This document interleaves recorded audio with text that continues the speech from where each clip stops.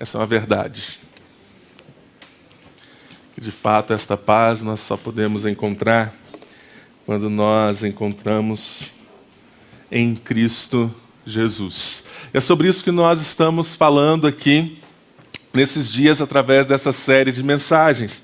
Seja rico, servir, doar e agradecer. Cada um dos últimos domingos nós falamos a respeito de um desses pontos e nós começamos falando sobre, a partir do momento que conhecemos a graça de Deus, o amor de Deus para com as nossas vidas, nós precisamos passar a viver de forma intencional, a servir de forma intencional, cuidar das motivações do nosso coração, cuidar em como nós estamos administrando ou sendo mordomos daquilo que Deus colocado em nossas mãos. E eu fiz uma pergunta na primeira mensagem.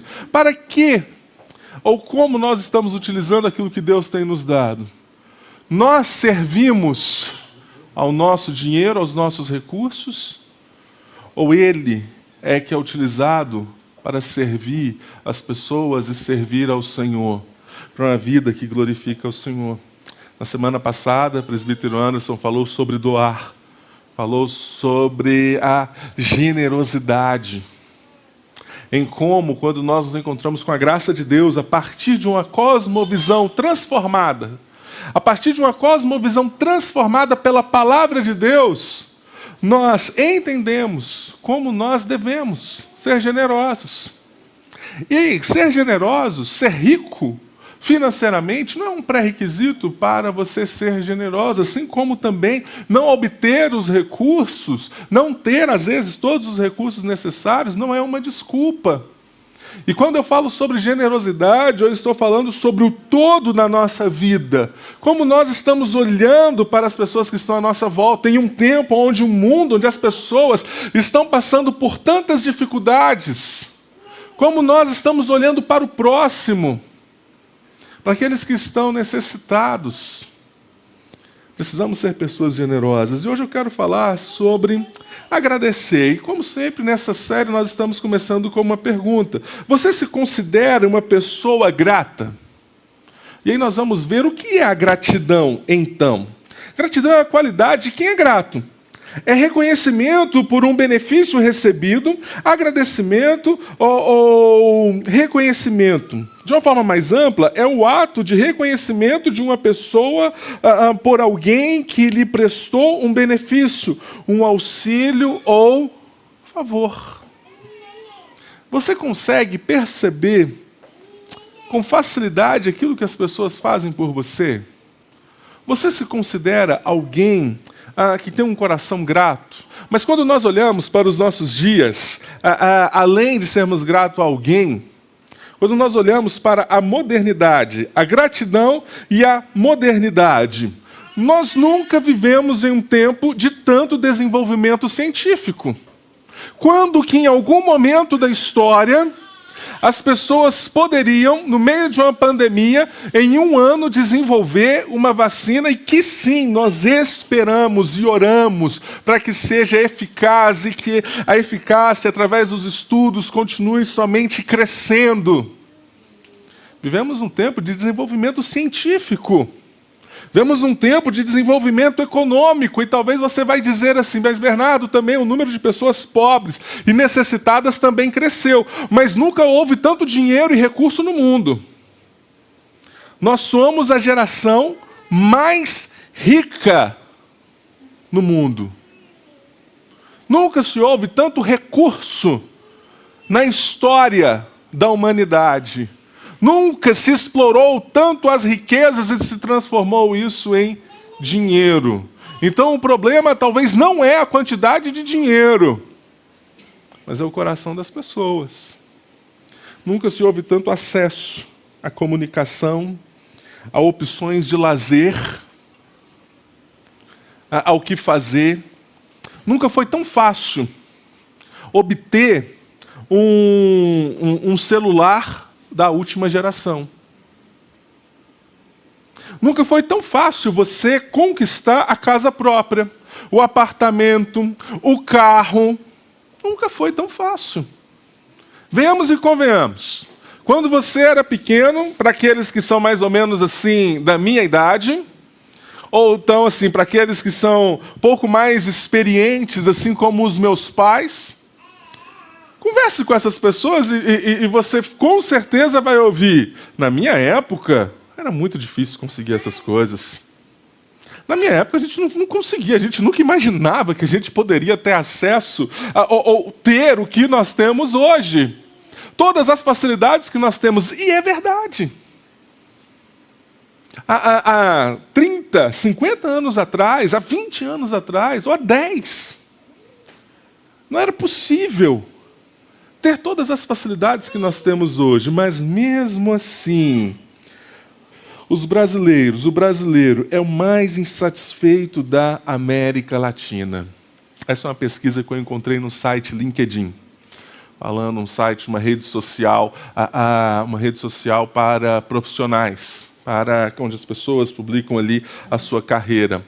E essa pesquisa diz: cerca de 58% dos brasileiros se definem como pouco ou nada satisfeitos com a vida, enquanto 4 em cada 10 sente que não estão fazendo tudo o que poderiam para ser felizes. E entre todos os países da América Latina, no Brasil é o grau mais elevado de insatisfação. 4 em cada 10 pessoas sentem que não estão fazendo tudo para ser felizes. Sabe o que acontece? Parece que nós chegamos na fase da vida onde nós conquistamos tantas coisas, adquirimos tantas coisas, mas, sinceramente, parece que o nosso coração nunca está satisfeito. Parece que sempre falta algo a mais em nossa vida. Conquistamos a nossa ascensão profissional, conquistamos a nossa casa, os nossos filhos, o sucesso dos nossos filhos, da nossa família, da nossa casa e tudo o que sonhamos. Porque muitas vezes o problema não é o que fazemos e possuímos, mas o nosso coração insaciável. Eu sei que, de fato, muitas pessoas, e ainda mais nessa pandemia, perderam empregos, perderam familiares, perderam recursos, passaram por dificuldades extremas que eu e você, que talvez ninguém aqui neste auditório consiga imaginar. Ou talvez nós temos pessoas neste auditório que passaram por tantas dificuldades e lutas, principalmente financeiras, que, de fato, aquilo que surgiu em seu coração, o clamor por algo, por necessidade, por algo que estava precisando, é dentro de um contexto, de um cenário. Mas precisamos ser também realistas de que talvez boa parte de nós que estamos aqui neste auditório, nesta manhã, ao olharmos para as nossas vidas, vamos reconhecer que conquistamos muitas coisas e temos muitas possibilidades. E muitos de nós ainda continuamos insatisfeitos com tudo o que temos, com aquilo que construímos. Porque o problema não é aquilo que você vai conquistar, que você vai ter, que você vai comprar, que você vai possuir. O problema é o seu coração, que distante de Deus nunca pode ser satisfeito. E aí nós nos tornamos pessoas ingratas. E quer ver o perfil de pessoas ingratas? Pessoas ingratas têm essas características. Elas sempre precisam de algo. Incrível.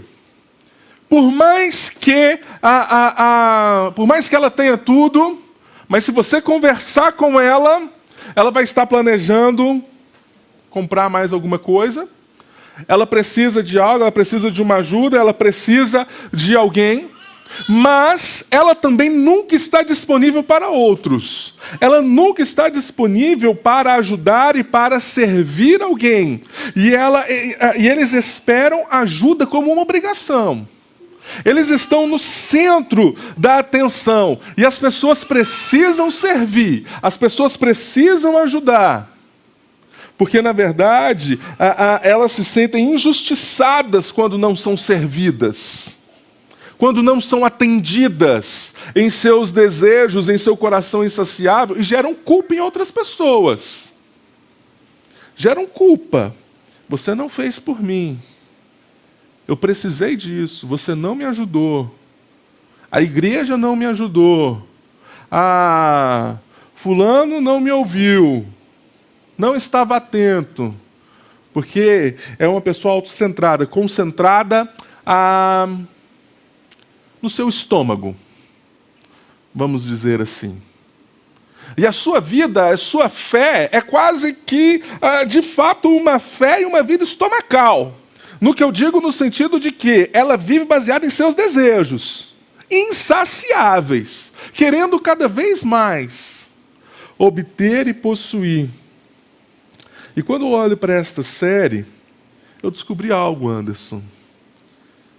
Que as pessoas que servem, que pessoas generosas, são pessoas gratas. Pessoas ingratas não são generosas. Jamais serão generosas. Pessoas ingratas que não são generosas jamais vão entender que estão aqui para servir as pessoas. Por isso, eu quero terminar essa série falando: seja rico em gratidão. Eu quero pedir para você abrir o seu texto sagrado no Salmo 103.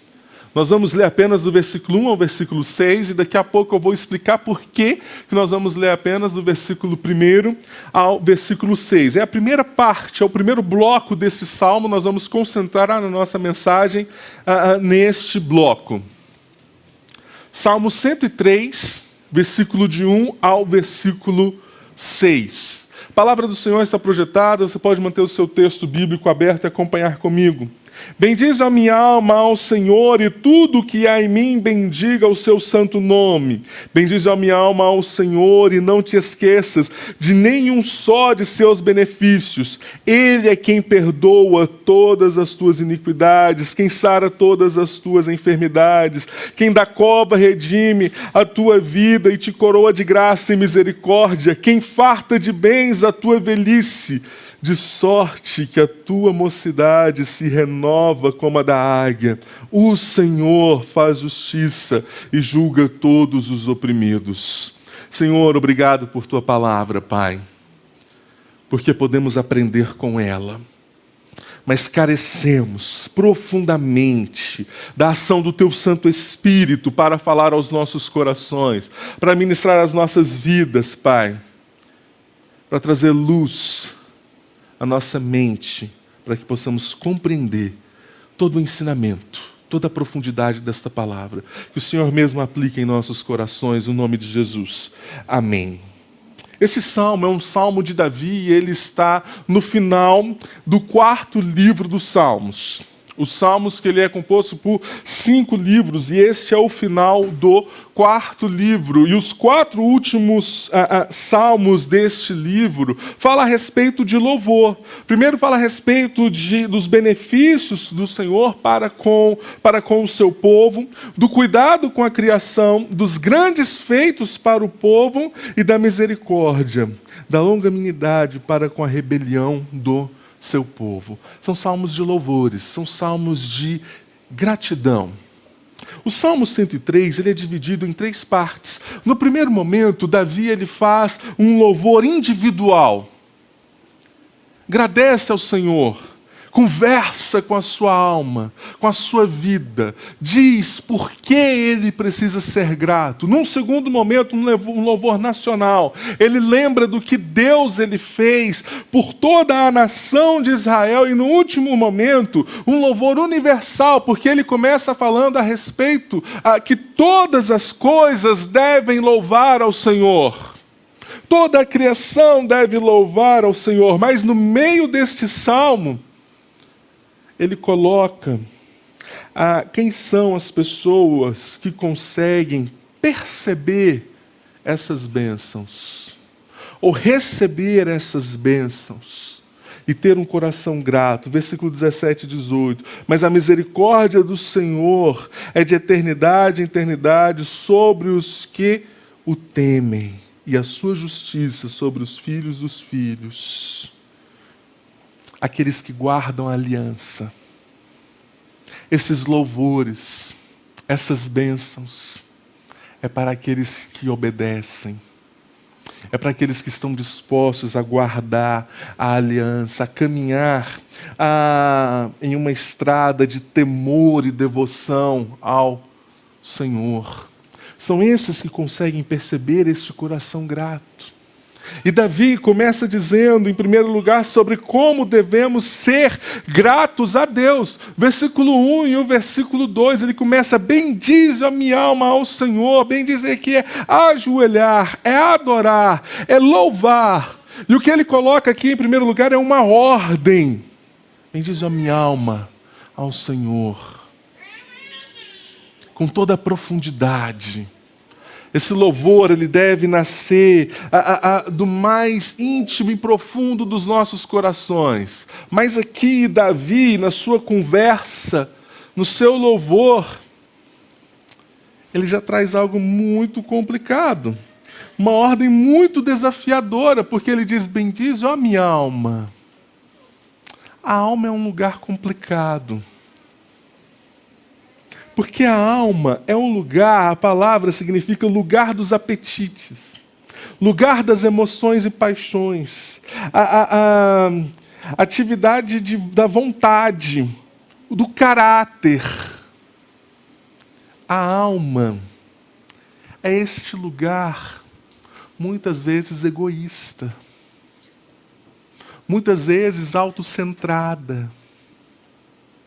A alma é o lugar do orgulho, do nosso coração. A alma é o lugar da autossuficiência, é onde nós planejamos e criamos os nossos desejos e ambições, muitas vezes distantes de Deus. E dizer: bendize a minha alma ao Senhor, é um grande exercício, é uma grande luta. Porque, como eu já falei muitas vezes, nós vivemos no meio a sociedade do desempenho, do eu, do homem no centro, e de um lado nessa sociedade a autossuficiência. De um lado, essa sociedade do desempenho, onde o homem pauta a sua vida e a sua história naquilo que ele consegue fazer, naquilo que ele adquiriu, naquilo que ele construiu, em suas conquistas, em suas vitórias, em seus diplomas. Do outro lado, um coração insaciável. Porque essa é a nossa realidade, queridos. Quando olhamos para a nossa vida, para o nosso coração, para o mais profundo da nossa alma, as nossas crises, os nossos questionamentos, muitas vezes emergem desse coração insaciável, que teima em caminhar distante de Deus. E o que Davi ele está dizendo para este coração bendize ao Senhor, ó minha alma. É dizer para o nosso coração de onde vem tudo que nós precisamos. É reconhecer a nossa dependência do Senhor. O grande avivalista, evangelista Jonathan Edwards, ele diz o seguinte, a respeito dessa relação, onde muitas vezes até a nossa religiosidade, até a nossa relação com Deus, é pautada em uma relação utilitarista, onde nós queremos algo. E ele diz assim: primeiro eles se regozijam e elevam como fato de que são muito estimados por Deus.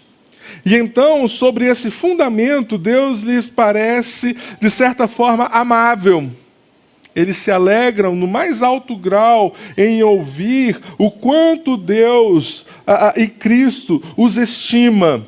Portanto, o gozo deles é, na verdade, um gozo de si mesmo e não em Deus.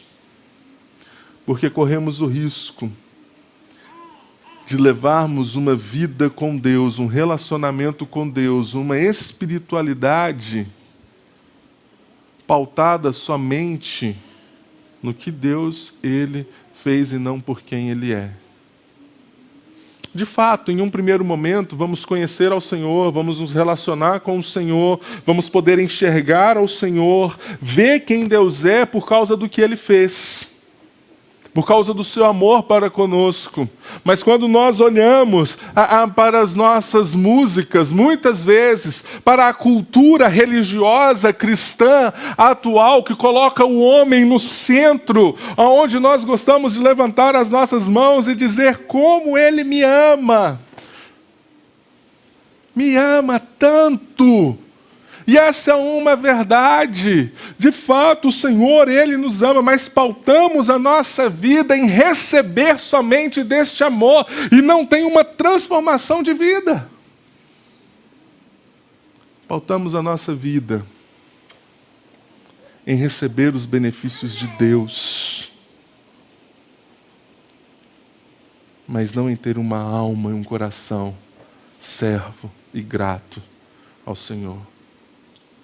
John MacArthur ele vai dizer: agradecê-lo demonstra humildade e reconhecimento do seu justo lugar como soberano Senhor. Sabe por que teimamos em ter um coração grato e um coração insaciável? Porque muitas vezes queremos ser autossuficientes. E agradecer ao Senhor é demonstrar a nossa humildade e reconhecer o quanto nós precisamos dEle. Por isso, o Salmo, ele vai dizer: bendiga, e tudo o que há em mim, bendiga o seu santo nome. Porque essa gratidão, ela deve se tornar em uma vida prática. A gratidão vem da profundidade do nosso coração. E tudo que há em mim deve glorificar ao Senhor. Todas as minhas ações, todos os meus feitos, uma vida de gratidão a Deus, não é começar o dia dizendo: obrigado, Senhor, pelo meu dia, e durante o dia passamos por pessoas que precisam de algo e não somos generosos. E saímos para o nosso trabalho, entendemos que estamos trabalhando somente para receber os nossos ganhos no final do mês, e não para servir as pessoas que estão ali conosco. Então essa gratidão a Deus não passa de palavras em um momento. Porque o que o salmista ele está dizendo: bendize a minha alma ao Senhor, e tudo que eu fizer, cada ato, cada momento do meu dia, cada escolha que eu fizer, cada conversa que eu vou ter, cada pessoa que eu vou me relacionar, a cada momento, tudo que eu fizer, bendiga ao Senhor. Porque Ele entendeu o que é uma vida de gratidão. E Ele continua. Versículo 2, bendize a minha alma ao Senhor mais uma vez. E não te esqueças de nenhum só de seus benefícios. Queridos, nossa alma é tendenciosa a esquecer os grandes benefícios do Senhor. Nossa alma é tendenciosa a esquecer os grandes feitos do Senhor. E nós vemos exemplos e exemplos disso na Bíblia. Um exemplo que nós falamos em uma série passada, quando nós falamos na série de Jó. No capítulo 3, Jó lamenta a sua vida, lamenta ter nascido, questiona por que ele nasceu, por que Deus permitiu que ele viesse ao mundo. Ele amaldiçoa a sua vida, a sua existência.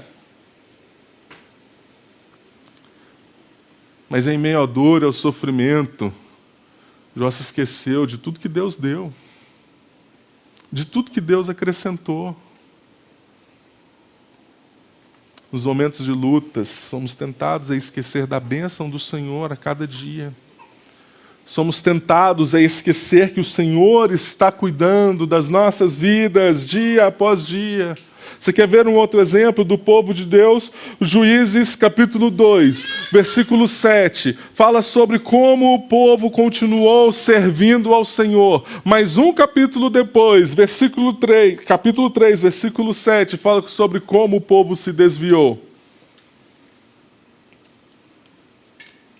Como o povo esqueceu.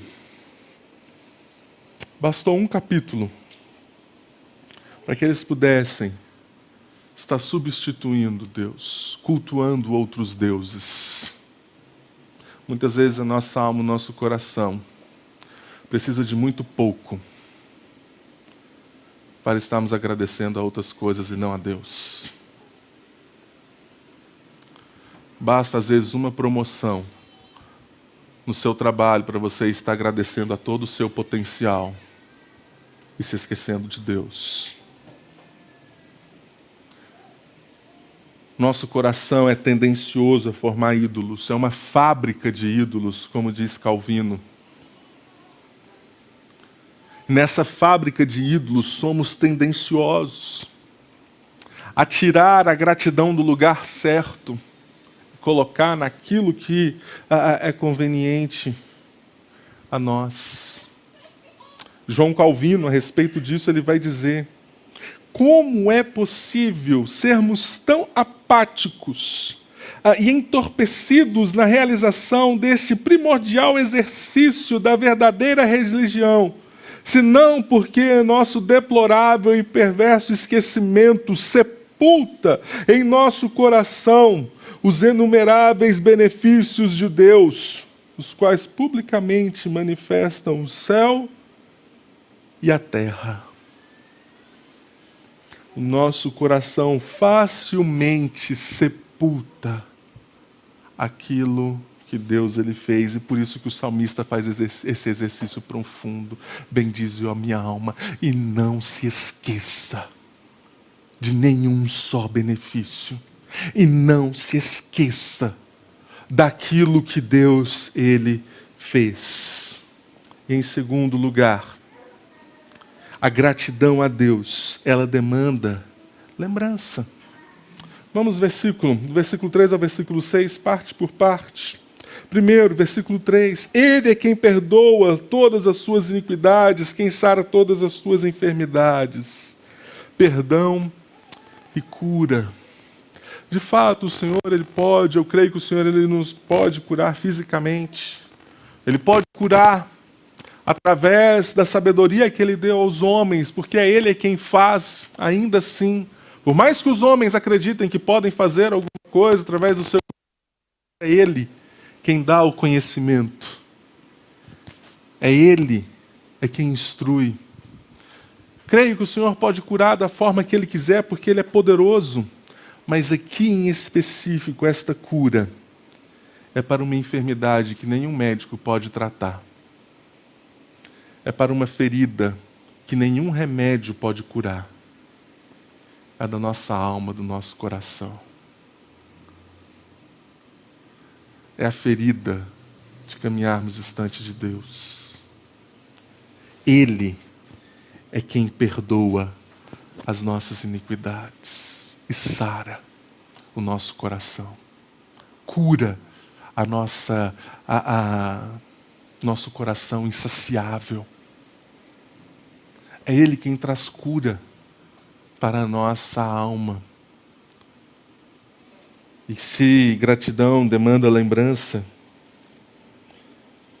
será que você consegue se lembrar do que você foi perdoado? Talvez você lembre de forma genérica do pecado, do meu pecado. Mas se fôssemos enumerá-los, cada um, se fôssemos enumerar cada pecado que nos causou feridas, dores, ressentimentos, cada ambição, cada desejo distante da palavra de Deus, são muitos. Mas é Ele quem pode trazer perdão e cura. É Ele quem nos livrou da morte, quem da cova redime e a tua vida e te coroa de graça e misericórdia. Cova que fala sobre o reino dos mortos. Redimir que fala sobre alguém que foi liberto da escravidão. Ele nos libertou da escravidão da morte. Ele nos transportou do reino do império das trevas para o reino do Filho do seu amor. Ele nos livrou da morte, e aqui quando Davi está falando isso, está lembrando como Deus livrou o povo do Egito, como Deus livrou o povo do cativeiro, como Deus livrou o povo da morte. Dia após dia nós temos livramentos grandiosos do Senhor, mas o maior livramento é o da morte eterna. Ele é quem traz longevidade e satisfação para as nossas vidas. Versículo 5, quem farta de bens a tua velhice. E aqui, bens aqui, não fala somente de riqueza, de dinheiro, mas talvez de anos, de dias. É Ele quem acrescenta dias à nossa velhice, e esses dias não como somente cansaço, mas mesmo da velhice, é Ele quem renova a nossa vida como a águia. A águia ela tem capacidade de trocar ali as suas penas e se parecer novamente como nova. É Ele quem satisfaz o nosso coração.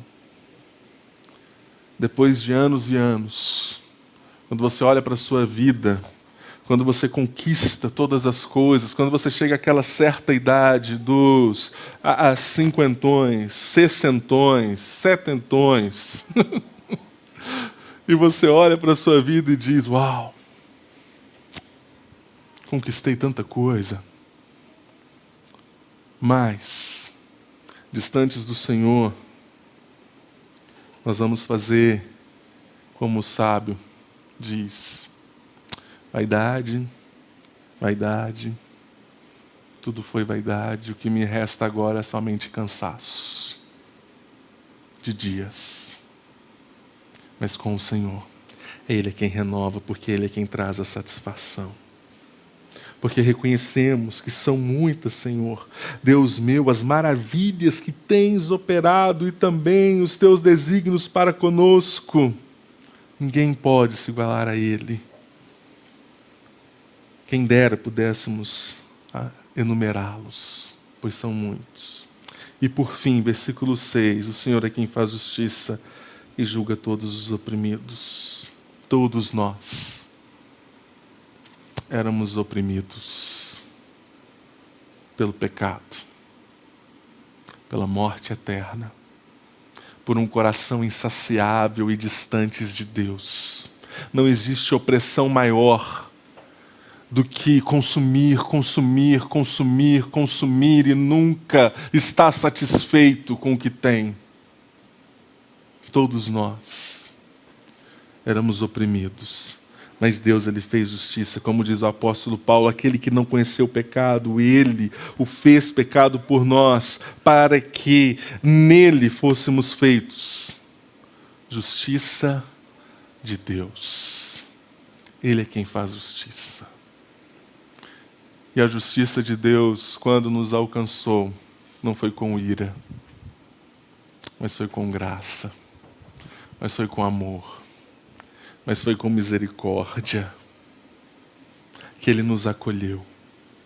Ele é quem pode curar o nosso coração insaciável, fazer o nosso coração, de fato, uma vida rica, para que sejamos ricos naquilo que importa, não naquilo que é passageiro, não naquilo que é terreno, não naquilo que podemos perder ou trocar, mas naquilo que é eterno, daquilo que não passa, a sua graça, o seu amor, a sua misericórdia, e isso transformar em uma vida em servir, em doar, em sermos gratos a Deus.